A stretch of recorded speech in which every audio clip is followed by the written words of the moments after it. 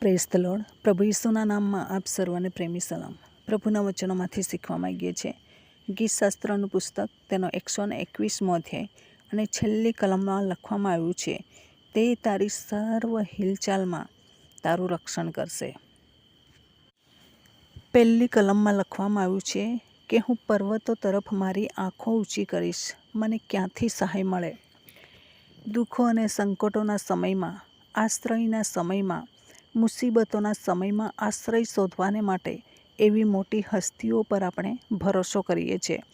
વિચારીએ છીએ કે આ મને મદદ કરશે, પરંતુ એના કરતાં એ કદાચ આપણી સર્વ હિલચાલમાં આપણે શું ખાઈએ છીએ, આપણા ઘરમાં શું છે, ખોરાક બનાવવાને માટે છે કે નહીં, પૈસા છે કે નહીં, કપડાં લેવાને માટે પૈસા છે કે નહીં, નાતાલમાં કપડાં લઈ શકીએ છે કે નહીં, બીમારીઓ છે કે તંદુરસ્ત છે, કુટુંબમાં સારા સંબંધો છે કે માઠા સંબંધો થઈ રહેલા છે, ઝઘડાઓ થઈ રહેલા છે, એ બધી હિલચાલ કોણ જુએ છે?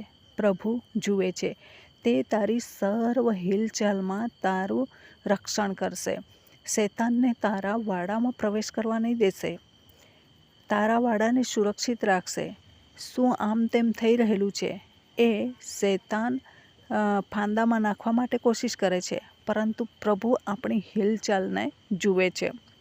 ઘણા બધા લોકો એ હિલચાલ શબ્દનો અર્થ સમજતા નથી. નવા બાઇબલમાં અલગ અલગ ભાષાંતરો થઈ રહેલા છે. અત્યારે મેં બાઇબલ ખોલ્યું, એમાં દેખરેખ રાખશે એવી રીતના છે. દેખરેખ નથી.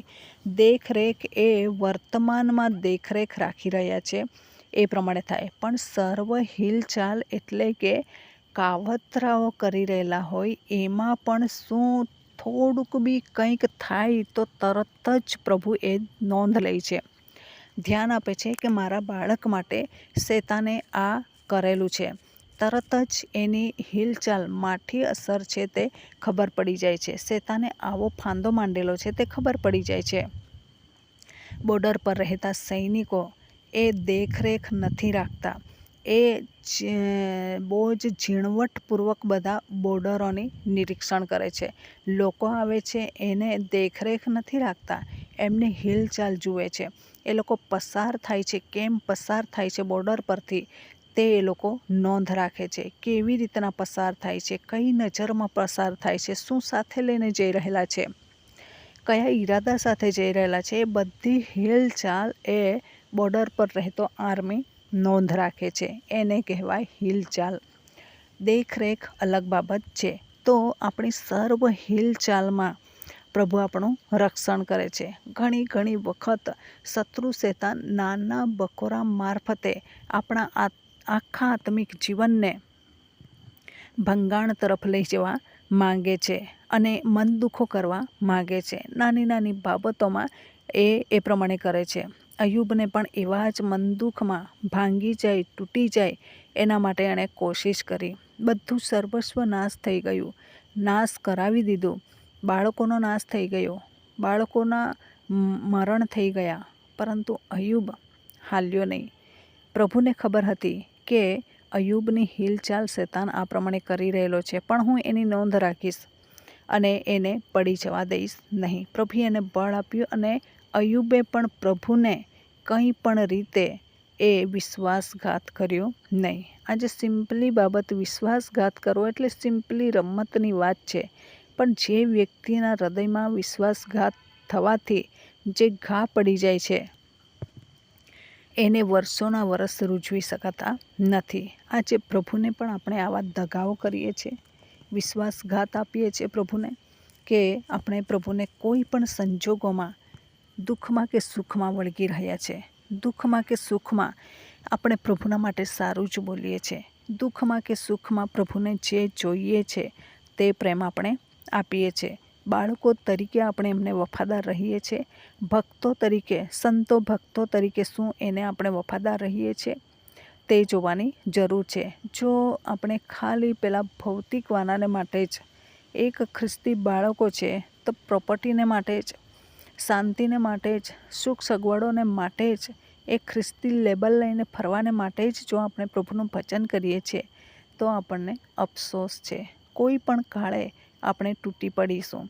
શત્રુ આસાનીથી આપણને દબાવી નાખશે, આપણને કોઈ બી ફાંદામાં એવી રીતના પાડશે કે આપણે પડી જઈશું, કેમ કે આપણે પ્રભુને વિશ્વાસઘાત કરવાવાળા છે.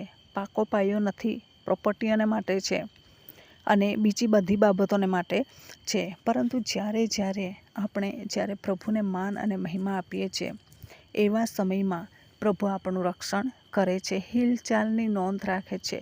આપણે પ્રભુને વફાદાર રહીએ છીએ તેવા સમયમાં આપણી દરેક હિલચાલ પ્રભુ જુએ છે. ક્યાં જઈએ છીએ, શું પહેરીએ છીએ, શું ખાઈએ છીએ, કેવા વિચારો છે આપણા, કઈ બાબતોમાં આપણે દુઃખ લાગી રહેલું છે અને માઠું લાગે છે, કયા લોકો દ્વારા આપણને આવી રીતના હેરાનગતિ થઈ રહેલી છે, કયા પ્રશ્નોને લઈને આપણે મૂંઝવણ અનુભવી રહેલા છે, દુઃખ અનુભવી રહેલા છે, સમસ્યામાંથી નીકળી રહ્યા છે, એ પણ પ્રભુ જુએ છે. એ આપણી હિલચાલની નોંધ રાખે છે, હિલચાલ તપાસી જુએ છે અને પછી આપણને મદદ કરવાને માટે તત્પર હોય છે. તો આ દિવસોમાં તેમના રાજ્યના માટે આપણે કામ કરતા જઈએ. આપણને જે પણ જોઈએ છે એ ખ્રિસ્ત પ્રભુ પૂરું પાડે છે. તેથી ભૌતિક વાનાની વધારે ચિંતા કરવાની જરૂર નથી. આવતીકાલે હું શું ખાઈશ, શું પહેરીશ અને મારું શું થશે, એની ચિંતા કરવા કરતાં પ્રભુને મહિમા આપીએ, તેમના રાજ્યમાં આગળ અને આગળ વધતા રહીએ. તો આ વચન પ્રમાણે જીવન જીવવા પ્રભુ આપણને સહાય કરે. વચનનો આશીર્વાદ પ્રભુ આપણને સર્વને પૂરો પાડે. આમેન. પ્રાર્થના કરીએ. પ્રેમાળ પરમેશ્વર પિતા, અમે તમારો આભાર માનીએ છીએ, તમારી સ્તુતિ કરીએ છીએ. રાજાઓના રાજા, પ્રભુઓના પ્રભુ તમે છો, દયાના સાગર તમે છો, કરુણામય ઈશ્વર પિતા તમે છો.